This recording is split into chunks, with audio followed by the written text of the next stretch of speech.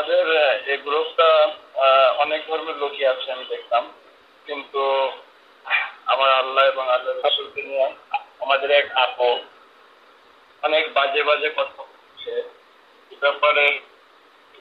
আর আপনি কে কি ছিলেন? আপনার নামটা বলেন। আপনি কে বলছেন? আপনার নামটা বলেন। মাওলানা রবুল হাসান। আচ্ছা, প্রিয় রবুল ভাই, অসংখ্য ধন্যবাদ প্রিয় রবুল ভাই। মানে এই যে আপনার পলিরা যে আপনার বিভিন্ন পোস্ট করে বা গ্রুপে লেখালেখি করে, এখান থেকে দু একটা উদাহরণ দেন যে ওরা এই বিষয় নিয়ে বলছে আমাদের রাসূলকে নিয়ে, মানে দু একটা উদাহরণ দেন এই বিষয়ে বলছে। উনি এভাবেও কিছু কথা বলছে যে আল্লাহ রসুলের মাকে মারি দিয়া, যেহেতু সে হিন্দু, আমাদের যেহেতু সে হিন্দু, হ্যাঁ, যেহেতু সে হিন্দু, তাকে যদি তার দেব দেবী নিয়ে গালাগালি করেন বা অন্য কিছু নিয়ে গালাগালেন, তার আগে গালাগালি বা আপনার গালাগালেন, তা নিশ্চয়ই তাকে সে আপনার ধর্ম নিয়ে গালাগালি করবো, তাই না? হতে সে ঠিক আছে। এই যে এমডি ফারুক ভাই আছে এখানে, অবশ্যই লাইনে আছে, কন্টিনিউ করছে উনি। আপনার আমি দেখছি ভাই আপনি কিছু কমেন্ট করছেন ওনার ব্যাপারে, ওনার ধর্ম নিয়ে হয়তো। আমি আপনাকে প্রথমে বলছি ফারুক ভাই, আপনি এটা ভুল করছেন। হ্যাঁ বলেন। আপনি মুসলিম, সেক্ষেত্রে আপনার আল্লাহ এবং আল্লাহ রসুলকে নিয়ে কেউ কথা বললে আপনার সহ্য হবে না, এটা বাস্তব। তারপরে আপনি ওনাকে যে গালি দিচ্ছেন এটা আপনি ভুল করছেন। আমাদের ইসলাম কখনোই গালিতে সম্বোধন করে না, ইসলাম কখনোই গালির প্রশ্রয় দেয় না, কাউকে যে গালি দেবেন এটা ইসলাম কখনো শিক্ষা দেয় না, এটা আপনি ভুল করছেন। ইসলাম গালি দেয় না, কিন্তু হত্যা করার আদেশ অমুসলিম এবং মুশরিক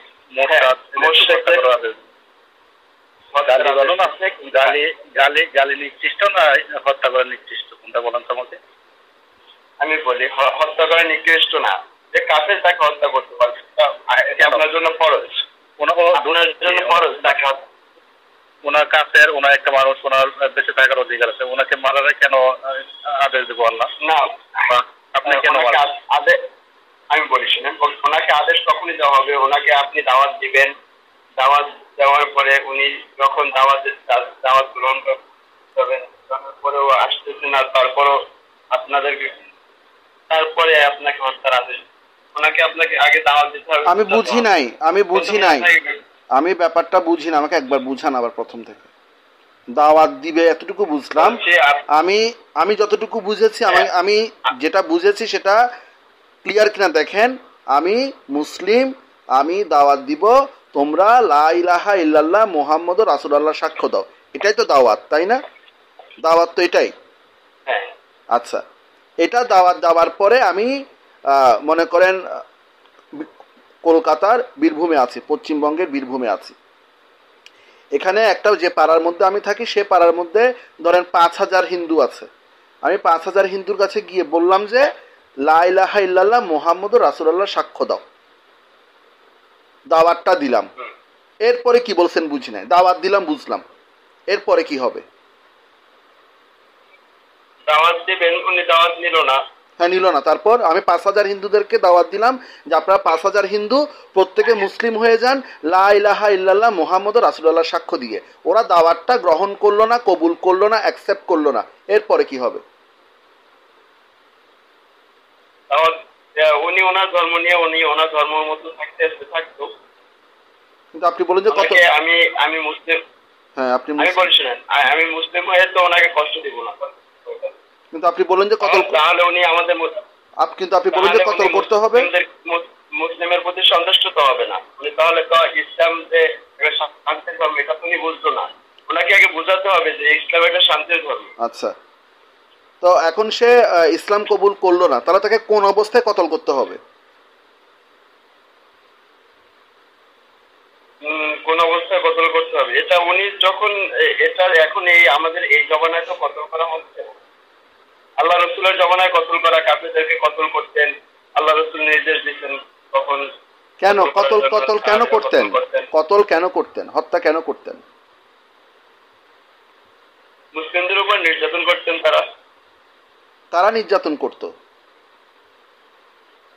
এর তাদেরকে মুসলিমের নির্যাতনের শিকার হতো, তারপরে তাদেরকে দাওয়াত দিত, দাওয়াতের পরেও যখন হতো না, এরপর আল্লাহ রসুলকে যখন তারা গালি গ্লাস করতো বা বিভিন্ন ভাবে ইসলামকে ধ্বংস করার চেষ্টা করতো, তখন তাদেরকে হত্যা করতো। আচ্ছা, রাসূলকে গালি দিলে হত্যা করতো? হ্যাঁ, আল্লাহ রসুলকে গালি দিল, তার সাহাবায়ে কেরাম হত্যা করতো।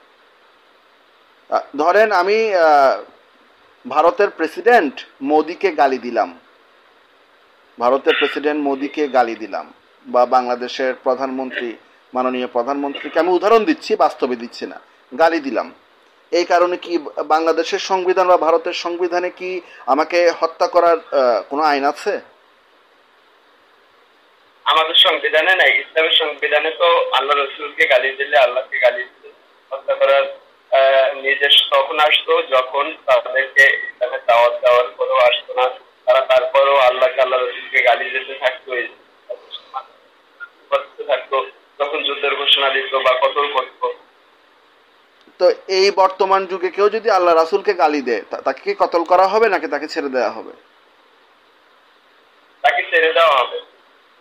আল্লাহ রসুলকে গালি দেবে, তাকে ছেড়ে দেওয়া হবে? ছেড়ে দেওয়া হবে না, তাকে হত্যা করতে হবে। তাকে হত্যা করা এখন বর্তমান যে আমাদের আমরা ধর্ম নিয়ে যদি আমরা আমাদের তো এখন সংবিধান আছে, কেউ কারো ধর্মকে তুচ্ছ করতে পারবে। এটা তো হচ্ছে কুফরি সংবিধান, আমি ইসলামের কথা বলছি। ইসলামিক আইনে যদি কেউ নবীকে গালি দেয় তাকে কি হত্যা করতে হবে? তাকে এখন তো আপনি হত্যা করতে পারতেছেন না, এখন আপনি হত্যা করলে আপনার তো ফাঁসি হবে।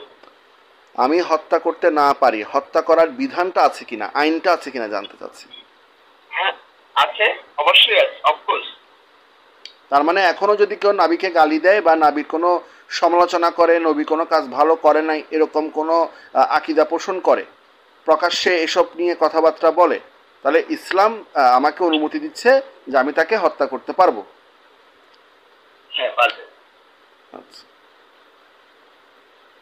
এই মানে একটা মানুষ মরে গিয়েছে মনে করেন 1400-1500 বছর আগে, 1400-1500 বছর পরে তাকে নিয়ে কেউ একটা কথা বললো, সমালোচনা করলো, তাকে মুসলিমদেরকে হত্যা করার বৈধতা দেয়া হচ্ছে, কারণটা কি? কারণটা কি? মনে করেন আমার দাদা মারা গেছে আজ থেকে প্রায় 70-80 বছর আগে। এখন আমার দাদাকে যদি এখন কেউ গালি দেয়, তোর দাদা কুত্তার বাচ্চা, তোর দাদা শুয়োরের বাচ্চা, এরকম যদি কেউ গালি দেয় আমার দাদাকে, আমি কি তাকে হত্যা করব? আমার দাদা তো মরে গিয়েছে, আমার বাবাও মরে গিয়েছে।